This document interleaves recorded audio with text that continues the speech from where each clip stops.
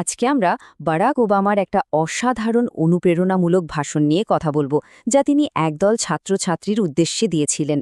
যদিও এটা ছাত্রদের জন্য বলা, এর মূল বার্তাটা কিন্তু আমাদের সবার জন্য।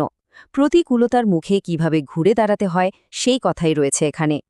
শুরু করা যাক একটা বেশ অদ্ভুত উক্তি দিয়ে। এই কথাটা বারাক ওবামার মা তাকে বলতেন। কেন?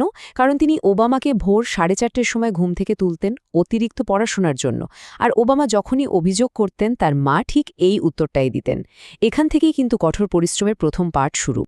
আচ্ছা, তাহলে এই যে কঠোর পরিশ্রমের কথা বলা হচ্ছে, এই ধারণাটা আসলে কোত্থেকে এলো? ভাষণের প্রথম অংশটা আমাদের নিয়ে যায় কিছু ব্যক্তিগত সংগ্রামের গল্পে, আর এই গল্পগুলোই দেখায় কিভাবে কঠিন পরিস্থিতিকে জয় করা সম্ভব। ওবামার ছোটবেলার দিকে তাকালে বোঝা যায় তার পথটা কিন্তু একদমই সহজ ছিল না। মাত্র 2 বছর বয়সে বাবা চলে যান। তার মা একাই তাকে বড় করেছেন। অনেক সময় বিল মেটাতেও হিমশিম খেতেন। ওবামা নিজেও প্রায়ই একা লাগতেন। মনে হতো তিনি কোথাও ঠিকঠাক মানিয়ে নিতে পারছেন না। তিনি তো এটাও স্বীকার করেছেন যে তিনি সবসময় পড়াশোনার খুব একটা মনোযোগী ছিলেন না। আর এই তুলনাটা দেখুন, কি দারুণভাবে ব্যাপারটা চোখে আঙুল দিয়ে দেখিয়ে দেয়। কঠিন একটা শুরু মানেই কিন্তু ভবিষ্যৎটাও কঠিন হবে, এমন কোনো কথা নেই। বারাক ওবামা এবং মিশেল ওবামা দুজনেরই খুব সাধারণ পরিবার থেকে উঠে আসার গল্পটা এটাই প্রমাণ করে যে পরিস্থিতি নয়, চেষ্টাই আসল। আর এখানেই ওবামা তার নিজের জীবনের সাথে আজকের দিনের অনেকের জীবনের একটা যোগসূত্র তৈরি করেন। তিনি বোঝাতে চান, এই বার্তাটা শুধু তাদের জন্য নয় যাদের সব সুযোগ সুবিধা আছে, বরং এটা সবার জন্য, বিশেষ করে যারা কঠিন পরিস্থিতির মধ্যে দিয়ে যাচ্ছে। কিন্তু ব্যাপারটা শুধু ব্যক্তিগত সংগ্রামের গল্পেই থেমেনি। ভাষণের পরের অংশে ওবামা দেখিয়েছেন কিভাবে একজনের পড়াশোনা বা শিক্ষা পুরো একটা দেশের ভবিষ্যতের সাথে জড়িয়ে যায়। ভাবা যায়, স্কুলের আপাতদৃষ্টিতে ছোট ছোট কাজগুলো আসলে কতটা গুরুত্বপূর্ণ হতে পারে। ভাষণে ঠিক এটাই বলা হয়েছে। হয়তো একটা সাধারণ ইংরেজি রচনা লেখার মাধ্যমেই কেউ নিজের ভেতরের লেখক সত্তাটাকে খুঁজে পেতে পারে, কিংবা একটা সায়েন্স প্রজেক্ট থেকেই হয়তো পরবর্তী বড় কোনো আবিষ্কারের জন্ম হতে পারে। মানে, সোজা কথায়, সাফল্যের কোনো শর্টকাট নেই।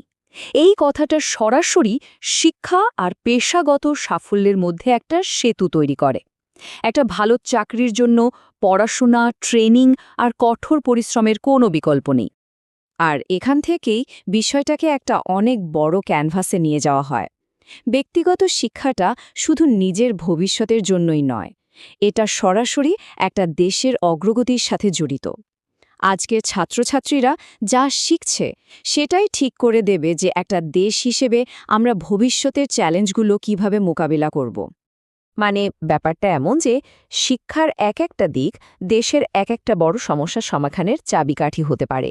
যেমন ধরুন, বিজ্ঞান বা গণিতের জ্ঞান হয়তো কোনো রোগের নিরাময় বা নতুন প্রযুক্তি তৈরিতে কাজে লাগবে। আবার ইতিহাস বা সমাজবিজ্ঞানের শিক্ষা দারিদ্র্য বা বৈষম্যের মতো সমস্যার বিরুদ্ধে লড়তে শেখাবে।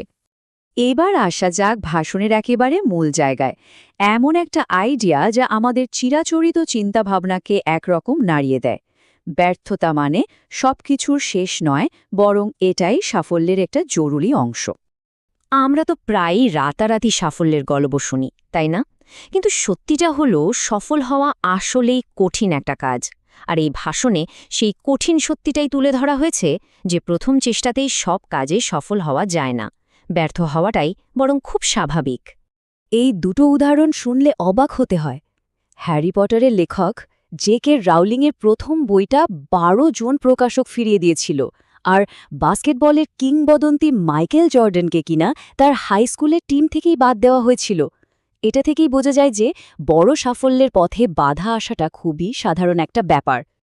মাইকেল জর্ডানের এই কথাটা একবার ভাবুন তো, কি অসাধারণভাবে তিনি ব্যর্থতা আর সাফল্যের সম্পর্কটা বলে দিয়েছেন।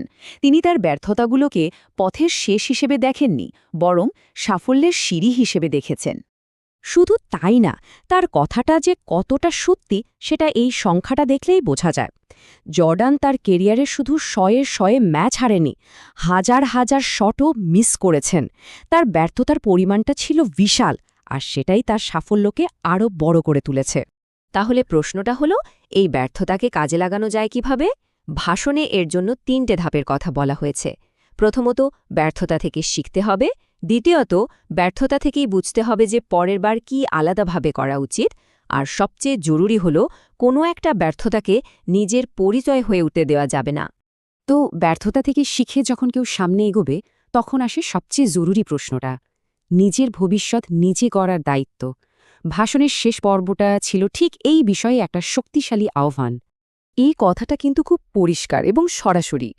জীবনে চ্যালেঞ্জ আসতেই পারে, পরিস্থিতি কঠিন হতে পারে, কিন্তু সেগুলোকে অজুহাত হিসেবে ব্যবহার করে নিজের দায়িত্ব থেকে সরে আসা বা খারাপ ব্যবহার করা একদমই ঠিক নয়। চেষ্টা চালিয়ে যেতেই হবে। ভাষণের এই লাইনটা ভাগ্য বা ডেস্টিনির পুরো ধারণাটাকেই যেন বদলে দেয়। এখানে ভাগ্য মানে আগে থেকে লেখা কোনো কিছু নয়। ভাগ্য হল এমন একটা জিনিস যা মানুষ তার নিজের কাজ আর চেষ্টার মাধ্যমে তৈরি করে। এটা কিন্তু খুব জরুরি একটা কথা। আমরা অনেকেই সাহায্য চাইতে লজ্জা পাই, ভাবি এটা হয়তো দুর্বলতা। কিন্তু এই ভাষণে বলা হচ্ছে সাহায্য চাওয়াটা আসলে শক্তির লক্ষণ। এটা প্রমাণ করে যে আপনি কিছু জানেন না এবং নতুন কিছু শিখতে আপনি প্রস্তুত। আর এখানেই ভাষণের মূল সুরটা বাধা, নিজের ওপর থেকে বিশ্বাস না হারানো। কারণ যখন কেউ নিজের ওপর বিশ্বাস হারিয়ে ফেলে, তখন সে আসলে তার দেশের ওপর থেকেও বিশ্বাস হারিয়ে ফেলে। তো এই আলোচনার শেষে ভাষণের সেই শেষ প্রশ্নটাই আসলে আমাদের সবার জন্য থেকে যায়। এই প্রশ্নটা শুধু শোনার জন্য নয়, বরং ভাবার জন্য। এই দেশের জন্য, এই সমাজের জন্য আমাদের অবদান কী হবে?